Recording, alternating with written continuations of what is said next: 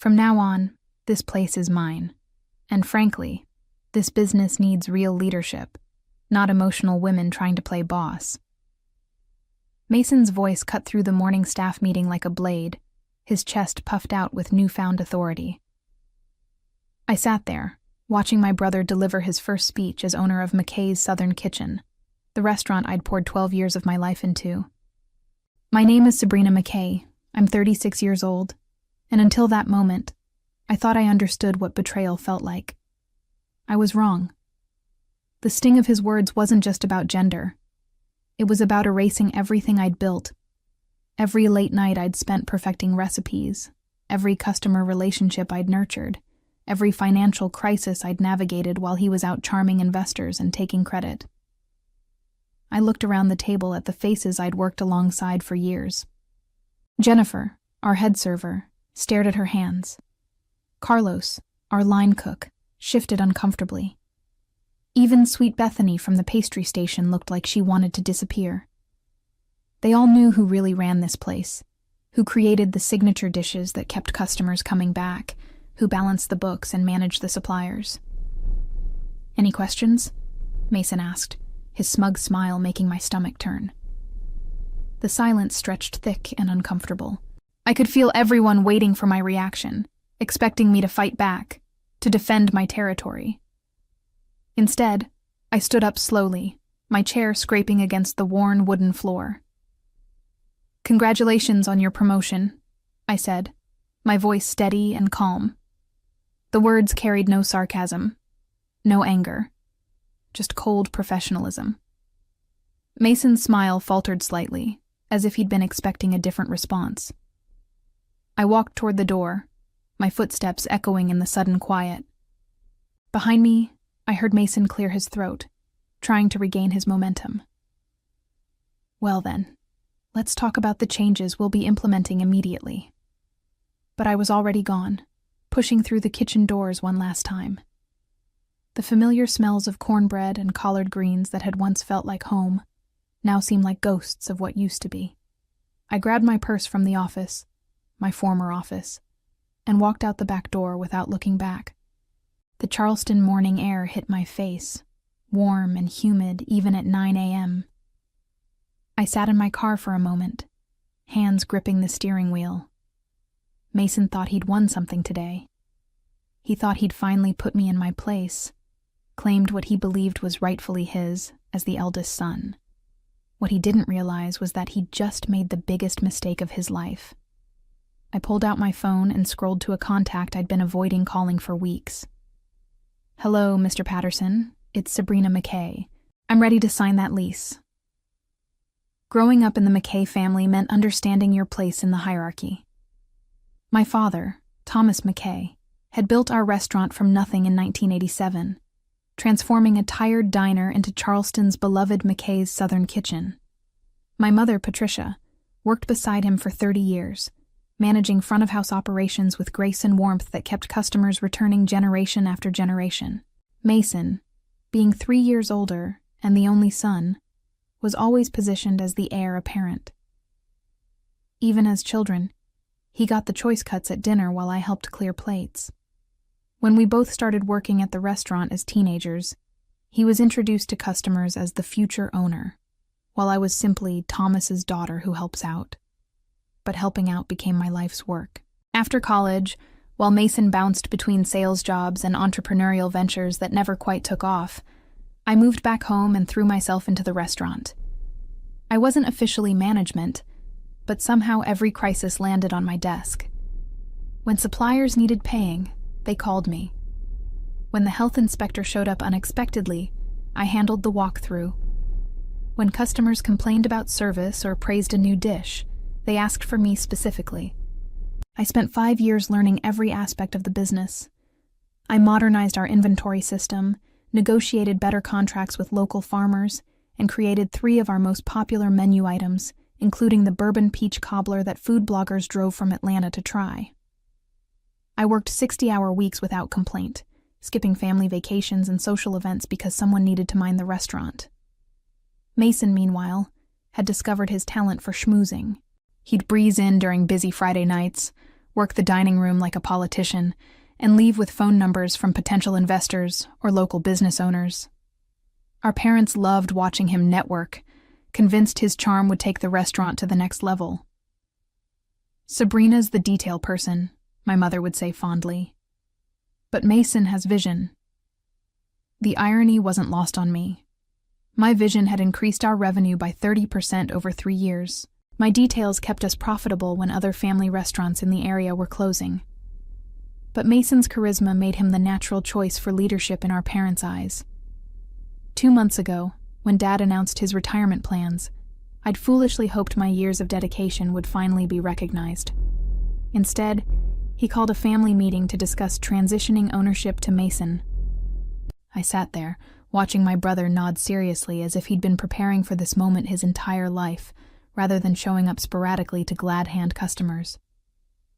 "You'll be invaluable support for him," Dad assured me. "Every good leader needs a strong right hand." A right hand. After 12 years of being the backbone, I was being offered a supporting role in my own story. I smiled and nodded, but that night I started making phone calls. If they wanted Mason to lead, he could learn to do it without me. The morning of Mason's official takeover, I arrived at the restaurant 2 hours early, just like always. The prep work still needed doing, the books still required balancing, and somebody had to ensure we had enough supplies for the lunch rush. I'd been McKay's Southern Kitchen's unofficial operations manager for so long that the routine was embedded in my muscle memory. I was reviewing vendor invoices when Jennifer arrived for her shift. "Morning, Sabrina. Big day today, huh?" She tried to sound upbeat, but I caught the uncertainty in her voice. The whole staff had been walking on eggshells since the ownership announcement, unsure how things would change under Mason's leadership. "Just another day," I replied, not looking up from the paperwork. But it wasn't just another day, and we both knew it. Today would mark the beginning of something entirely different, though Mason had no idea just how different it would be. Carlos came in next, followed by Bethany with her usual cheerful energy that even workplace tension couldn't diminish. Our tiny pastry chef had been with us for 3 years, ever since graduating from culinary school. She'd developed a loyal following for her honey butter biscuits and seasonal fruit tarts that perfectly complemented our southern menu.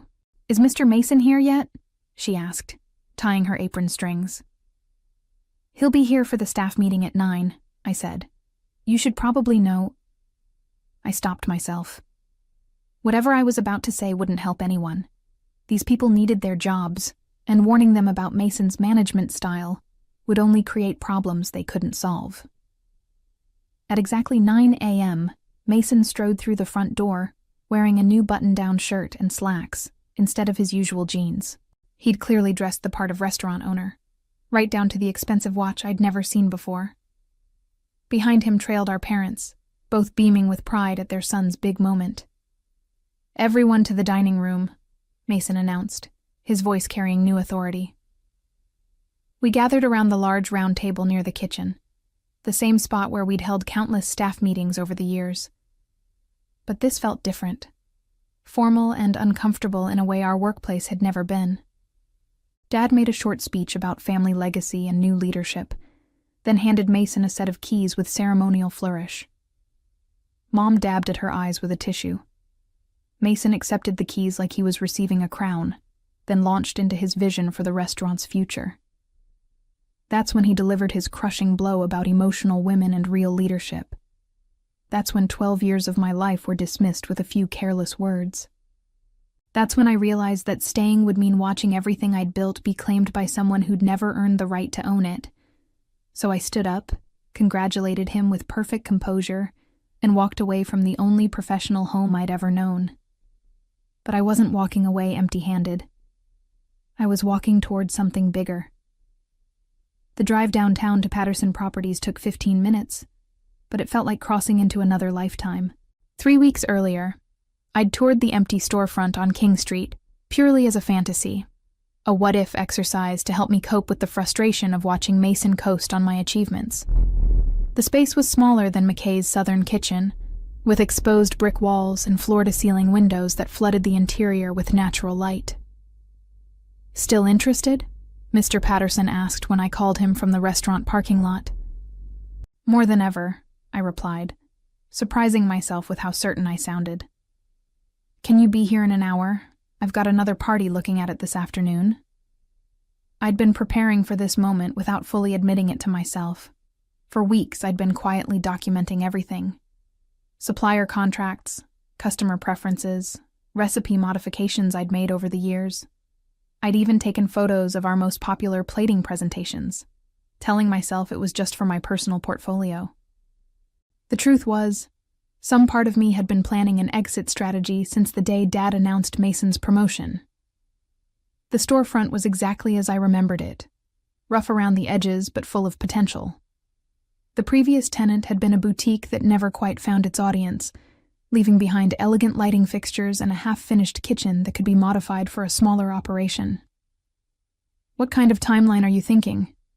Mr. Patterson asked as we walked through the space. "I need to be open within 2 months," I said, mentally calculating how long I could survive on my savings while building a customer base. "Is that possible?" He raised an eyebrow. "Ambitious. But this space has all the basic infrastructure you'd need for food service. The real question is whether you can handle the permitting and build-out in that time frame." I thought about all the regulatory hurdles I'd navigated for McKay's over the years, all the health department inspections I'd managed, all the vendor relationships I'd cultivated. "I can handle it." We spent the next hour discussing lease terms and renovation requirements. The rent was higher than I'd hoped, but manageable if I kept overhead low initially.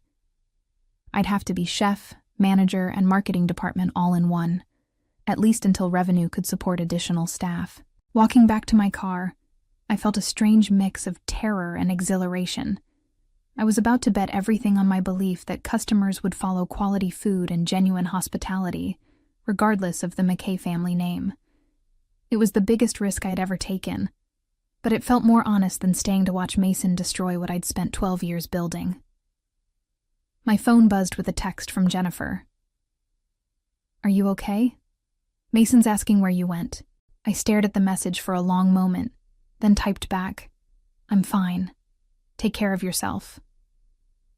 The next 2 hours were a blur of phone calls and paperwork, lease agreements, insurance applications, contractor estimates for kitchen modifications. I called every vendor I'd worked with at McKay's, carefully explaining that I was starting a new venture and asking about their standard terms for new accounts. Most were surprised but supportive, especially Tony from Coastal Produce, who'd been delivering to our family restaurant since I was in high school. "About time you went out on your own," he said. "You've been running that place for years anyway." By the time I drove home that evening, I had a signed lease, 3 contractor estimates, and a business license application ready to submit. I also had a knot in my stomach the size of a dinner plate, and the growing realization that I'd just made a decision I couldn't undo. I poured myself a glass of wine and sat on my front porch, watching the Charleston evening settle over the historic district. Tomorrow, Mason would start learning what it actually took to run a restaurant, and I would start proving that talent and dedication mattered more than family connections and entitled attitudes. The second week of Mason's reign at McKay's Southern Kitchen brought the first crisis. I heard about it through Bethany, who called me 3 days after I'd submitted my business license application. "Sabrina, I hope it's okay that I'm calling," she said, her voice nervous. "But we're having some problems at the restaurant, and I didn't know who else to ask." "What kind of problems?" I kept my tone neutral, though my pulse quickened. "Well, Mason changed our suppliers without checking the quality first. The cornbread yesterday was terrible. The cornmeal was too coarse and it fell apart. We had 12 customers complain, and the greens aren't cooking right because he switched to cheaper ham hocks that don't have enough fat." I closed my eyes, picturing the disaster.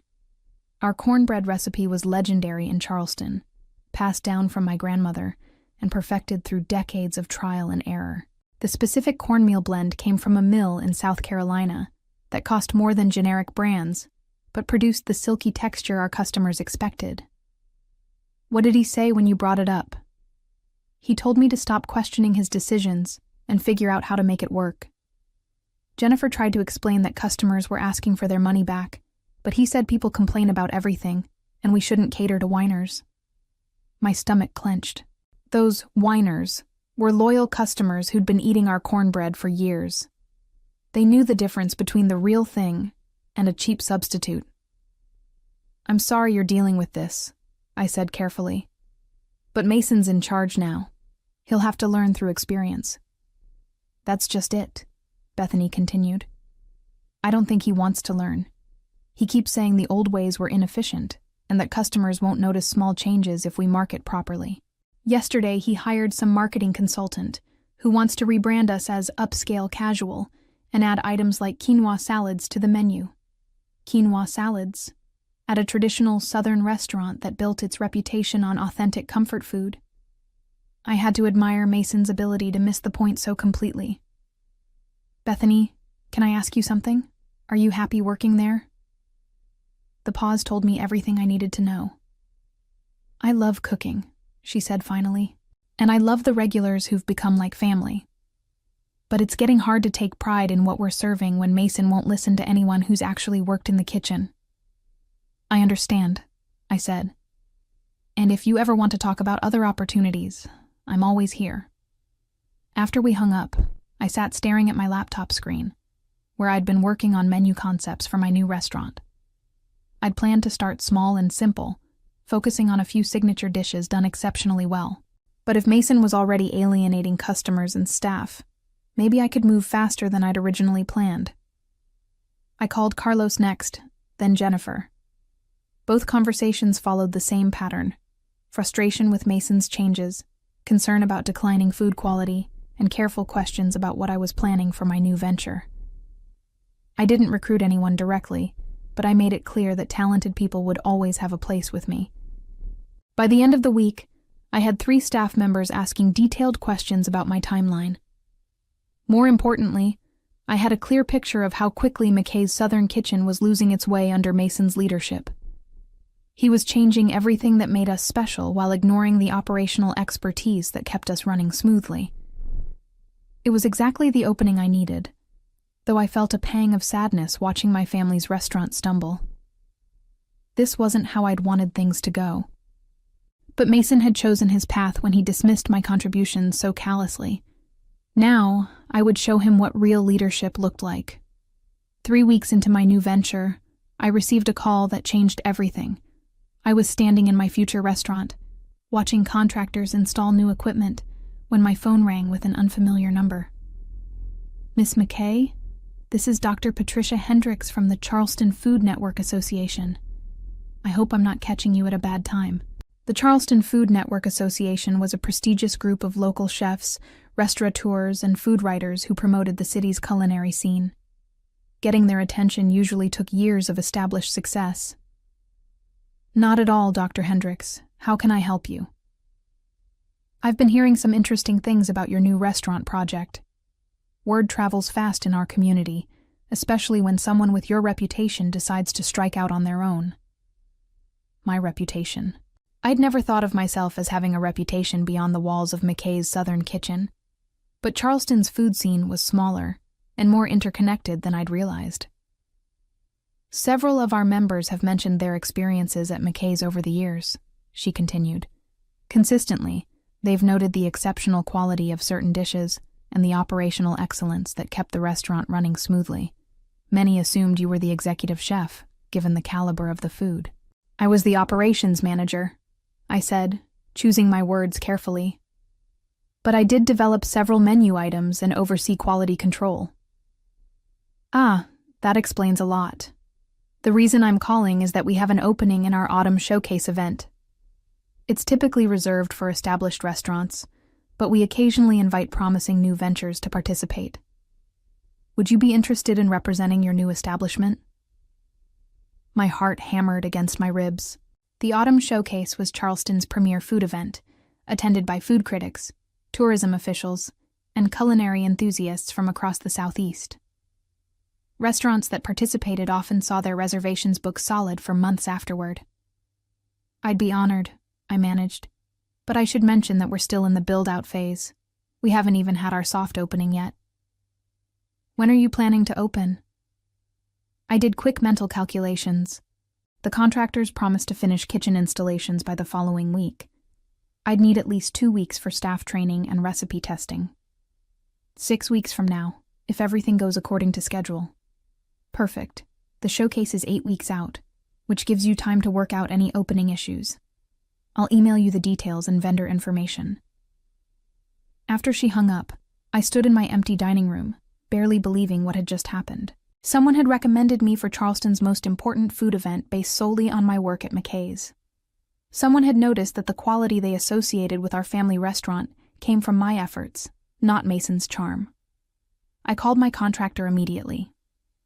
Jerry, what would it take to move our timeline up by a week? Possible, but it'll cost extra for overtime crews. Why the rush? I just got invited to participate in the Charleston Food Network's Autumn Showcase. This could make or break the entire venture.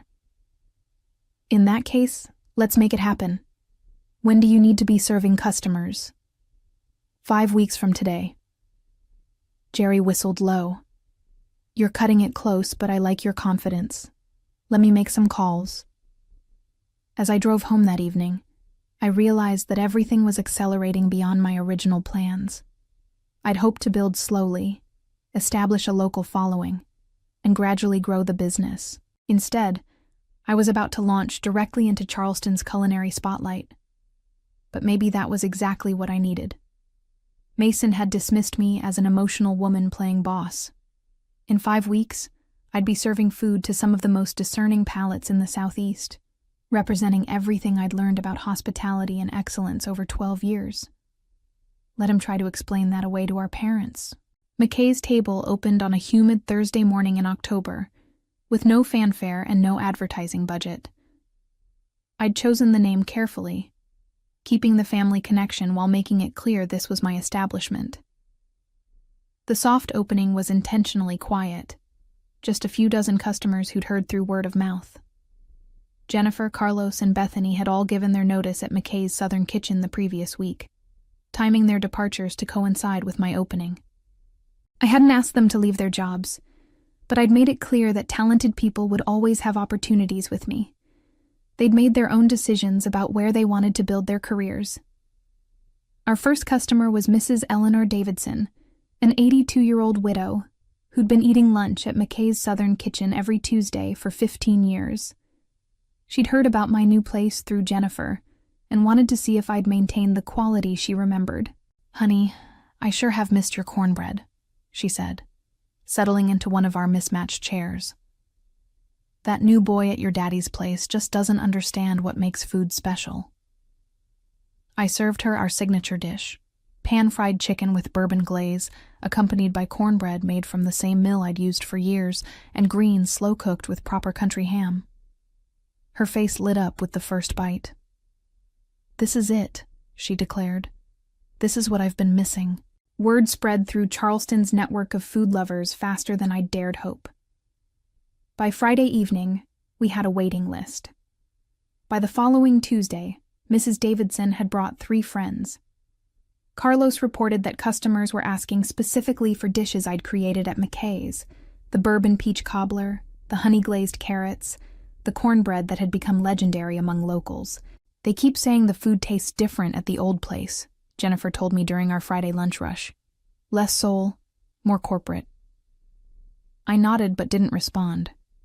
I wasn't interested in bad-mouthing Mason or the family restaurant. I was focused on building something positive, something that honored the traditions I'd learned while showcasing my own vision for Southern hospitality.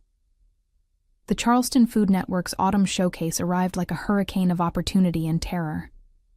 I'd spent 2 weeks perfecting my presentation menu, choosing dishes that represented both traditional Southern cooking and my own innovations. The bourbon peach cobbler would be my signature dessert, alongside pan-fried chicken with honey bourbon glaze and my grandmother's cornbread recipe with a modern twist, herb butter infused with local honey. The event was held at the historic Market Hall, with 24 restaurants representing the best of Charleston's culinary scene. I'd never participated in anything this large or public, but my staff was ready. Carlos had practiced our chicken preparation until he could execute it perfectly under pressure. Bethany's dessert presentation looked like edible art.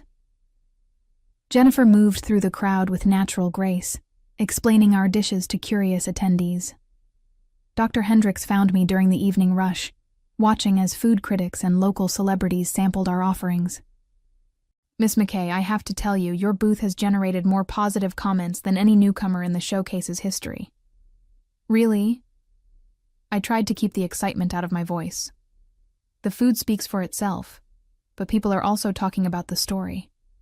A talented woman leaving the family business to build something of her own resonates with a lot of our community members. As the evening wound down, I looked around at my exhausted but triumphant team. We'd served over 300 people, handed out business cards, and booked reservation requests for the next 6 weeks. More importantly, we'd proven that McKay's Table belonged in Charleston's top tier of dining establishments. The next morning, I found a review in the Charleston Post and Courier's food section that made my hands shake. McKay's Table brings soul back to Southern cuisine, proving that authentic flavors and genuine hospitality never go out of style. Mason called me that afternoon for the first time since I'd left. I let it go to voicemail. As I reflected on my journey from dismissed sister to independent restaurant owner, I realized that Mason's cruelty had actually been a gift. It forced me to discover my own strength and build something truly mine. The taste of that victory was sweeter than any bourbon peach cobbler I'd ever made.